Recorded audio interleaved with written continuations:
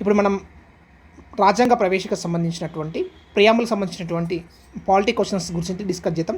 First question మనం చూసినట్లయితే భారత రాజ్యాంగానికి సంబంధించి క్రింది ప్రకటనలో సరైనది 1 చూసినట్లయితే ప్రజా సార్వభౌమ మరియు వయోజన హక్కు రాజ్యాంగం యొక్క ప్రాథమిక లక్షణాలు. ఇది సార్వభౌమ అండి, జస్ట్ ప్రింటింగ్ మిస్టేక్ పడింది.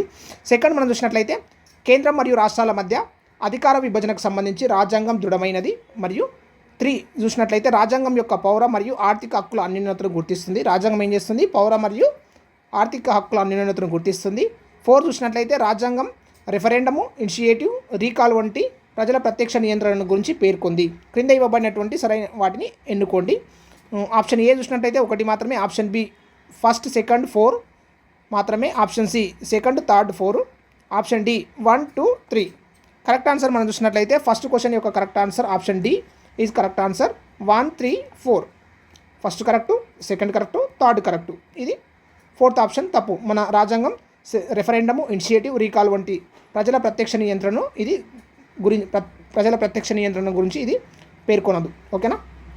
సెకండ్ క్వశ్చన్ చూసినట్లయితే భారతదేశంలో లౌకికవాదానికి సంబంధించి క్రింది ప్రకటనలు పరిశీలించండి. లౌకికవాదానికి సంబంధించి క్రింది ప్రకటనలు పరిశీలించండి. ఫస్ట్ చూసినట్లయితే ఇది మతాన్ని రాజకీయాల నుండి ఖచ్చితంగా వేరు చేయడానికి సూచిస్తుంది. సెకండ్ చూసినట్లయితే ఇది మతపరమైన అనుబంధాలు ఉన్న పార్టీలు ఎన్నికల్లో పోటీ చేయకుండా నిషేధిస్తుంది. 3 చూసినట్లయితే ఇది అన్ని వర్గాలకు మత స్వేచ్ఛను ప్రసాదిస్తుంది. తర్వాత 4 చూసినట్లయితే ఇది సమాజపు వ్యక్తిగత చట్టాలను అంగీకరిస్తుంది. ఆ పైన ఇవ్వబడినటువంటి ప్రకటనలో ఏవి సరైనది? ఆప్షన్ ఏ 3 మరియు 4, ఆప్షన్ బి 1 మరియు 2, ఆప్షన్ సి 1, 3 మరియు 4, ఆప్షన్ డి 1, 2, 3, 4 అన్నీ కరెక్ట్ అని అంటున్నాడు. సెకండ్ క్వశ్చన్ యొక్క కరెక్ట్ ఆన్సర్ మనం చూసినట్లయితే option C is correct answer. Option C correct answer. 1, 3, 4 1 correct, 3 correct, 1 correct, 3 correct, 4 correct. ఓకేనా. ఇది మతపరమైన అనుబంధాలున్న పార్టీలను ఎన్నికల్లో పోటీ చేయకుండా నిషేధిస్తుంది. ఇది తప్పు. ఎందుకంటే ఎవరైనా పోటీ చేయొచ్చు. ఫర్ ఎగ్జాంపుల్ ఇప్పుడు ఎంఐఎం పార్టీ ఉంది, అది మతపరమైనటువంటి పార్టీ అయినా కూడా ఎన్నికల్లో పోటీ చేస్తుంది. ఓకేనా. థర్డ్ క్వశ్చన్ మనం చూసినట్లయితే భారత రాజ్యాంగంలోని ఏ షెడ్యూల్ పార్లమెంటు సభ్యులు మరియు రాజ్యసభ చైర్మన్ మరియు డిప్యూటీ చైర్మన్ మరియు లోక్సభ స్పీకర్ మరియు డిప్యూటీ స్పీకర్ల జీతభత్యాలు మరియు భత్యాలను కలిగి ఉంది? ఏ షెడ్యూల్ అని అడుగుతున్నాడు. ఆప్షన్ ఏ 5వ షెడ్యూల్, ఆప్షన్ బి 7వ schedule, option C 9వ schedule, option D 10వ schedule.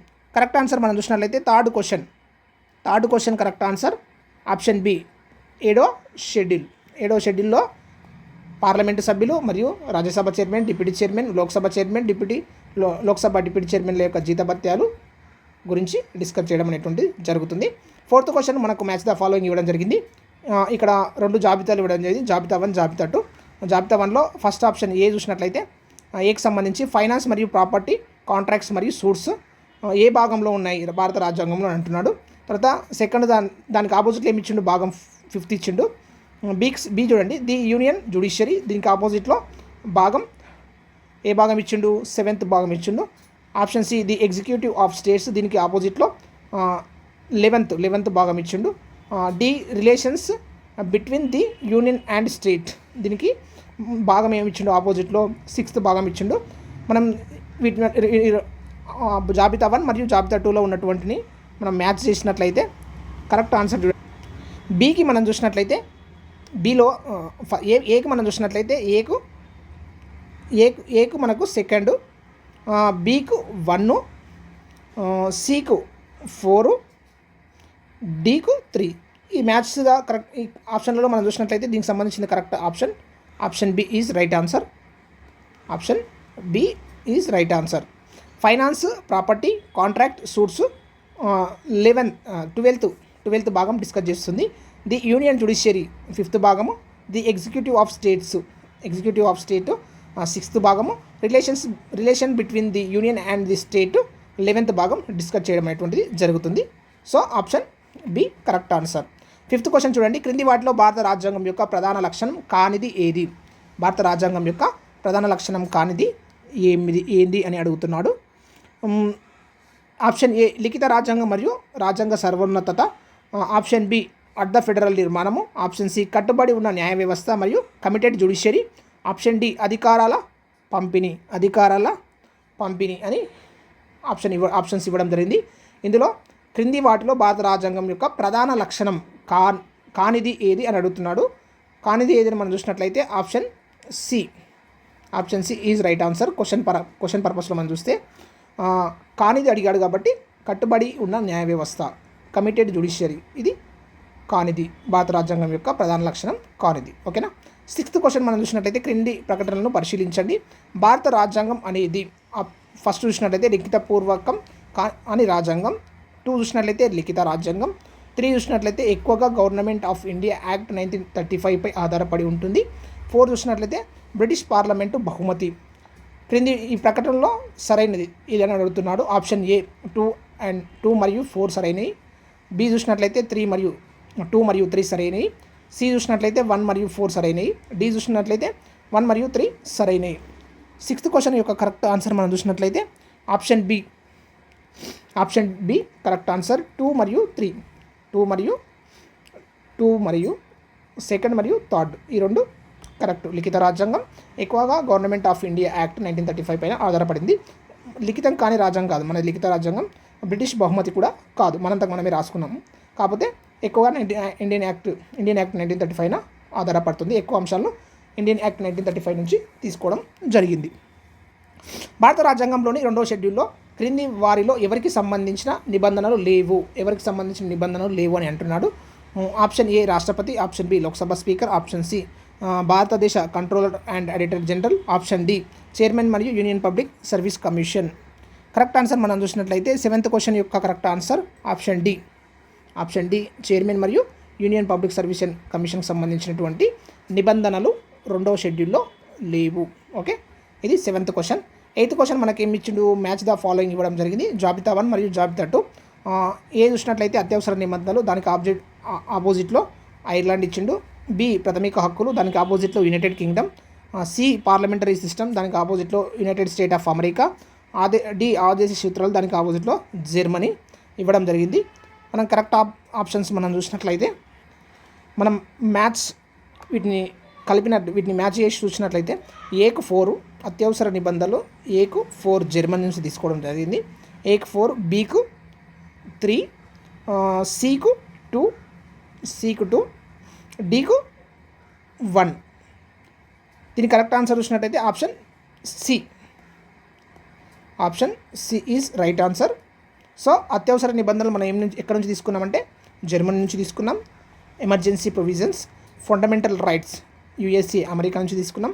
Parliamentary system UK British United Kingdom నుంచి తీసుకున్నాం. ఆదేశ సూత్రాలు డిపిఎస్పిసి ఎక్కడి నుంచి తీసుకున్నామంటే ఐర్లాండ్ నుంచి తీసుకోవడం జరిగింది. 9th క్వశ్చన్ చూడండి. క్రింది జంటల్లో సరిగ్గా మ్యాచ్ కానిది ఏది అని అడుగుతున్నాడు. క్రింది వాటిలో సరిగ్గా సరిపోలనిది ఏది అంటున్నాడు. ఆప్షన్ ఏ చూడు, భాషలు 8వ షెడ్యూల్. ఆప్షన్ బి ప్రమాణాలు లేని ప్రతిజ్ఞల రూపాలు 2వ షెడ్యూల్. తర్వాత కౌన్సిల్ ఆఫ్ స్టేట్లలో సీట్ల కేటాయింపు 4వ షెడ్యూల్. ఆప్షన్ డి చూడండి, ఫిరాయింపుల ఆధారంగా అనర్హత సంబంధించినటువంటి నిబంధనలు 9వ షెడ్యూల్.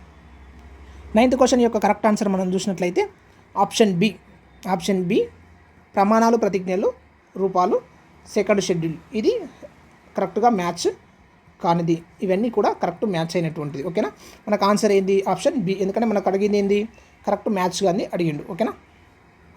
నెక్స్ట్ 10th క్వశ్చన్ చూడండి. భారతదేశంలో లౌకికవాదానికి సంబంధించినటువంటి క్రింది ప్రకటనలు పరిశీలించండి. ఫస్ట్ చూసినట్లయితే లౌకికవాదం అంటే రాష్ట్రానికి అధికారిక మతం లేకపోవడం. సెకండ్ చూసినట్లయితే లౌకికవాదం అంటే రాష్ట్రం అన్ని మతాలకు సమానంగా చూస్తుంది. ఆప్షన్ 3 చూసినట్లయితే లౌకికవాదం అంటే రాష్ట్రం దేవునికి మనుషులకు మధ్య సంబంధాన్ని నియంత్రిస్తుంది. ఈ క్రింది ప్రకటనలో ఏవి సరి అయినవి అని అడుగుతున్నాడు. మనకు ఆప్షన్ ఏమి ఇచ్చిండు, 1, 2 మరియు 3 ఇచ్చిండు. ఆప్షన్ బి 1 మరియు 2 ఇచ్చిండు. ఆప్షన్ సి 2 మరియు 3 ఇచ్చిండు. ఆప్షన్ డి 1 మరియు 3 ఇచ్చిండు. మన కరెక్ట్ ఆన్సర్ మనం చూసినట్లయితే 10th question B is right answer. First second correct. లౌకికవాదం అంటే రాష్ట్రానికి అధికారిక మతం లేకపోవడం. లౌకికవాదం అంటే రాష్ట్రం అన్ని మతాలను సమానంగా చూస్తుంది. ఈ 2 ఆప్షన్లు కరెక్ట్. నెక్స్ట్ చూడండి 11th క్వశ్చన్ చూడండి. మనకు ప్రకటన రీజన్ ఇచ్చాడు, స్టేట్మెంట్ మరియు రీజన్. కేవలం పరిపాలన యొక్క ప్రాథమిక సూత్రాలను రూపొందించడమే కాకుండా పరిపాలనా వివరాలను అందించడంలో 1919 నాటి భారత ప్రభుత్వ చట్టాన్ని భారత రాజ్యాంగ నిర్మాతలు అనుసరించారు. ఇది ప్రకటన. రీజన్ చూడండి, ఆ సమయంలో దేశంలోని ప్రస్తుత పరిస్థితులలో పరిపాలనా విధానాన్ని చేర్చకపోతే రాజ్యాంగం తలకిందులవుతుందనే భయం రాజ్యాంగ నిర్మాతలకు ఉండేది.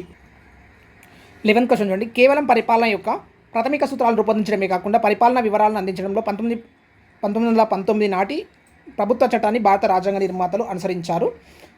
రీజన్ చూడండి, ఆ సమయంలో దేశంలోని ప్రస్తుత పరిస్థితుల్లో పరిపాలనా విధానాన్ని చేర్చకపోతే రాజ్యాంగం తలకిందులవుతుందనే భయం రాజ్యాంగ నిర్మాతల్లో ఉండేది. ఇది రీజన్గా చెప్తున్నారు. ఆప్షన్స్ మనం చూసినట్లయితే ఆప్షన్ ఏ మరియు ఆర్ రెండు నిజం మరియు ఆర్ అనేది ఏకు సరైన వివరణ. ఏ మరియు ఆర్ రెండు నిజం కానీ ఆర్ అనేది ఏకు సరైన వివరణ కాదు. ఆప్షన్ సి ఏ నిజం కానీ ఆర్ తప్పు. ఆప్షన్ డి ఏ తప్పు కానీ ఆర్ అనేటువంటిది నిజం అని చెప్తున్నాడు. కరెక్ట్ ఆన్సర్ మనం చూసినట్లయితే 11th question correct answer option D. Option D is right answer. ఏ తప్పు కానీ ఆర్ అనేది నిజం.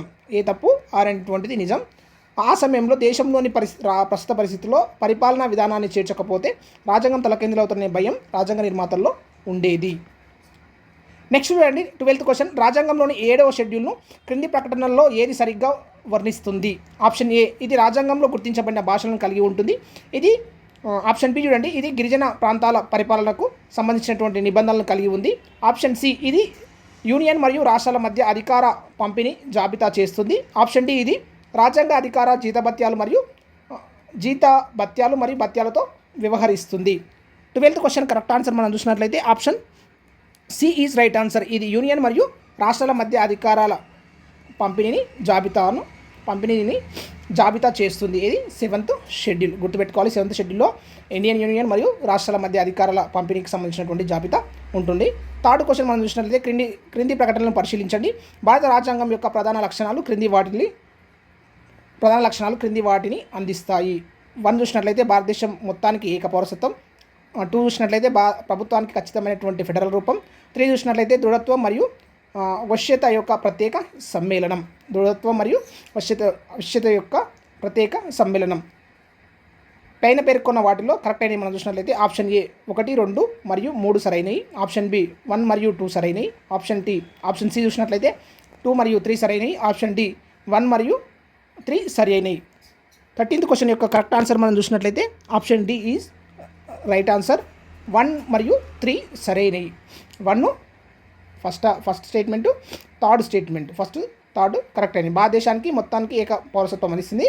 ప్రధాన లక్షణాలు, భారత రాజ్యాంగం యొక్క ప్రధాన లక్షణాలు చూసినట్లయితే భారతదేశం మొత్తానికి ఏక పౌరసత్వం, దృఢత్వం మరియు ఆవశ్యకత యొక్క ప్రత్యేక సమ్మేళనం. ఓకేనా, ఇది ఆవశ్యకత. కొంచెం ప్రింటింగ్ మిస్టేక్ పడింది. ఓకేనా. నెక్స్ట్ చూడండి, మ్యాచ్ ద ఫాలోయింగ్ ఇవ్వడం జరిగింది. జాబితా 1, జాబితా 2. జాబితా 1లోనేమో షెడ్యూల్స్ ఇవ్వడం జరిగింది. జాబితా 2లో అందులో ఉన్నటువంటి అంశాల గురించి ఇవ్వడం జరిగింది. జాబితా 1 చూడండి, ఆప్షన్ ఏ చూడండి. ఆప్షన్ ఏలో 9వ షెడ్యూల్, దానికి ఆపోజిట్లో పంచాయతీరాజ్ సంస్థలకు సంబంధించినటువంటి నిబంధనలు. ఆప్షన్ బి చూడండి 10వ షెడ్యూల్, దానికి ఆపోజిట్లో భూ సంస్కరణల చట్టాలకు సంబంధించినటువంటి నిబంధనలు. ఆప్షన్ సి చూసినట్లయితే 11వ షెడ్యూల్, దానికి ఆపోజిట్లో గిరిజన ప్రాంతాల పరిపాలనకు సంబంధించినటువంటి నిబంధనలు.